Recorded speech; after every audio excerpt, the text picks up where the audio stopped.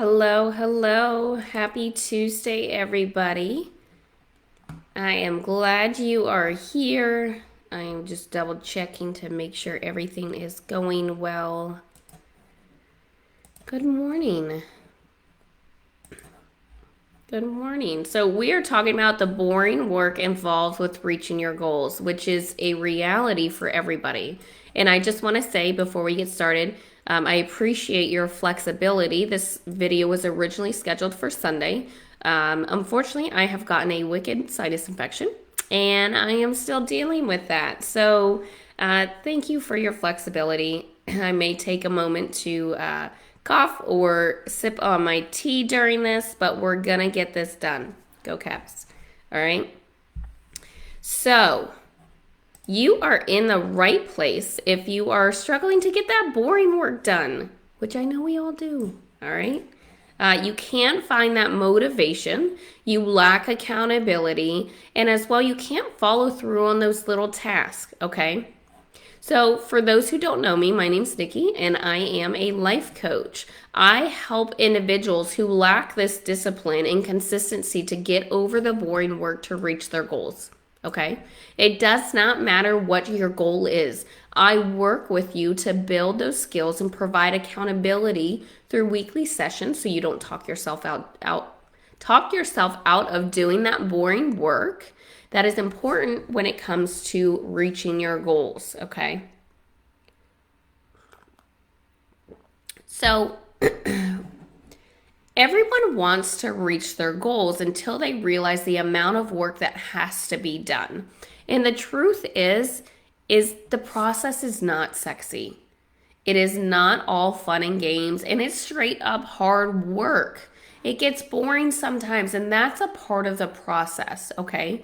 If everything that we did to reach our goals was fun, we would all be doing it, okay?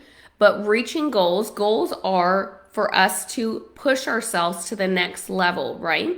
It's to push ourselves to grow, to develop ourselves personally and professionally. So they're meant to be challenging. And when there's challenges involved, that means it's not always fun. There is that grunt work. There is that hard work that really challenges you, okay? So one thing when we think about goals is that we get obsessed with the end goal and achieving it, but what we don't realize is that you're actually obsessed with the thoughts and feelings associated with achieving that goal, like confidence, success, happiness. And two examples that I can think of off the back of my hand is we think once we lose weight or get in shape, whatever that might mean to you, whether it's losing weight, gaining weight, then you'll be confident in your body. Another one is that once you hit your financial goal or pay off all your debt, then you'll finally be confident. But the thing is, that's not true. Those thoughts and feelings that you want, that you think are associated with reaching that goal, can be created now during this process. You can be confident doing these small things, that boring work that involves you reaching your goal. Or you can be happy doing this boring work that's involved with reaching your goal, okay? The biggest part of your journey is the small day-to-day work that you're doing right now. That's what compounds. That's the foundation that builds this house, which is your goal. You know, that foundation is the most important, the most critical part of it. Okay? Greatness does require failure. I know we don't like to fail. That's a whole separate conversation. It includes small steps in pushing through that work you don't want to do. Okay? You have to learn through failed attempts, okay? And small steps are how your goals are created or succeeded. I saw, this is totally a tangent for 30 seconds, so hang in with me. Mel Robbins posted a video I saw on Instagram yesterday, and I may not get the whole thing correct. So you can look it up yourself, excuse me. But it was about the hardest thing that people need to do to overcome is getting out of bed in the morning. And once again, that's not word for word, but it basically talked about like that sets your foundation for the day. All right. Getting out of bed when you don't want to. Okay.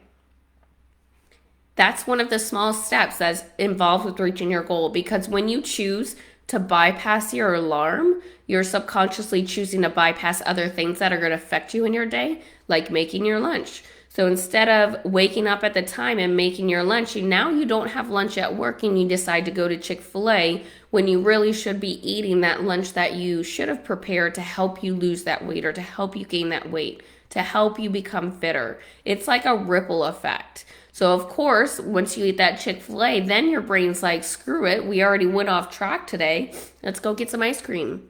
So then you get some ice cream after work, and then you get a bottle of wine or something like that.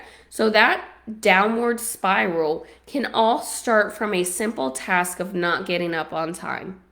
All right? Look at that for yourself. I want you to go watch that video because it's so true what she has to say, but that may be affecting it as well. Okay? So when you are like creating a goal, you do have to dream a little bit bigger. Find a stretch goal that may challenge you. You have to start small, and we're about to talk about that in a second. You have to be ridiculously faithful to it, and you have to focus on what you can control. There are a lot of external factors that you cannot control that we allow us to derail ourselves, okay?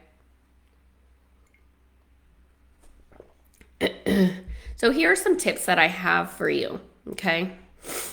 Let's take a look. All right, so I have 6 tips for you.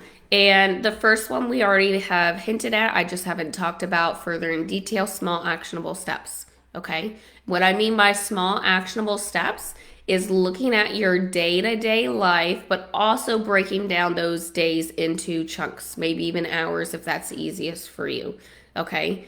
You know, a small goal to somebody may be like, I want to lose 2 pounds in a week, okay? Now we need to break that down into each day, okay?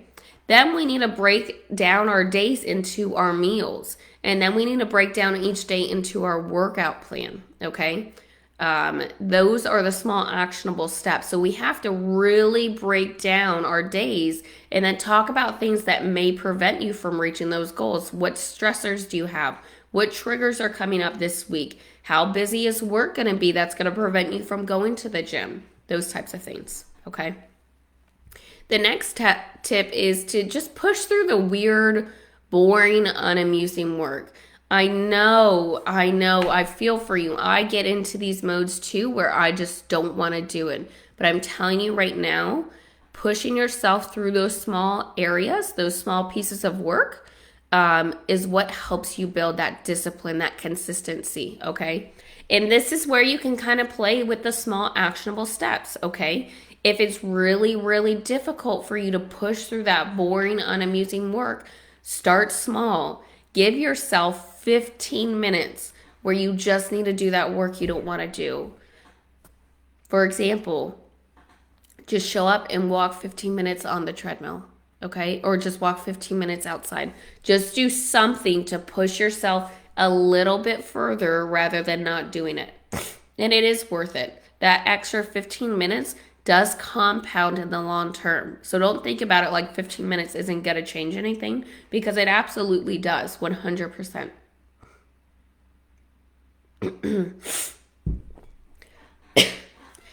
Next tip, take a break if you need it. Honestly, if it is just getting way too much, way too out of control, then just take a break. But you have to have a plan to get back on track. That's the important part, okay? This is where the balance comes into play. You can totally take breaks. That is A-okay. I have taken breaks before, but you need to know when it's time to get back on track and how to make sure that you get back on track. That accountability, that discipline, motivation right there. Okay?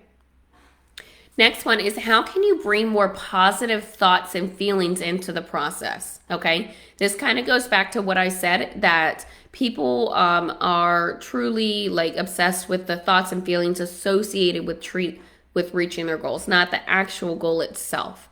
So if you think about your goals, what do you expect at that time? Do you expect confidence, happiness, belief in yourself, whatever it might be? And think about how you can incorporate those feelings or those thoughts right now when you're doing this day-to-day work, okay? Tip number 5 is to focus on your why, okay? When we get sucked into that boring work, it's easy for us to lose our why. You got to remember why this is important to you. What purpose does this have? What is like the purpose for, or what is this going to solve? Think about your why and why it's so important to you. And then lastly, tip 6, get an accountability partner. Get whoever can help you. Those things are very important when it comes down to this boring work that's involved. Having somebody to help you is a game changer, okay? So like I said before, the boring work can get difficult, or it can be hard and difficult to maintain through. But as a life coach, that is part of my job. Excuse me. I provide motivation. I provide support. I provide encouragement. I provide accountability to ensure you continue to push forward. I also provide you time to talk things out, to stay focused and overcome roadblocks. It's pretty simple. There's nothing more special. There's nothing more better than these things right here when it comes to achieving your goals. You know what you need to do. I help you stay on track with motivation, support, accountability, and time to talk through things that I can help you gain clarity through, okay? My coaching program provides weekly sessions that requires you to take your development seriously. I help you create action plans and manage your mindset for the day-to-day activities and overcome those roadblocks that prevent you from moving forward. I know I talk about that a lot, but it seriously is the biggest issue for all of us. You know, we allow these things, these external factors, to stop us from moving forward because we can't manage our mind and our thoughts around that. All right, so I can guarantee that you will get results working together in a quicker timeline with more focus. It is truly a win-win. And I say that because I am 100% confident about everything that I do and how I help my clients. And all of my clients have always gotten results, okay? If you're ready to reach your goals, the first steps is to scheduling a free consultation call with me. Those consultation calls are 60 minutes, and it gives us time to get to know each other, evaluate your goals, and figure out what the best next steps are for you moving forward. Excuse me. This is your time to make a decision. And there are 0 strings attached with the consultation call, okay? I am never here to push you in a specific way. I'm here to help you navigate the decision that works best for you, okay? So I just want you to remember to faithfully keep your focus on the process while surrendering the outcome, all right? I hope you guys have a wonderful Tuesday. Make it a great day, and I will be talking to you soon. Bye.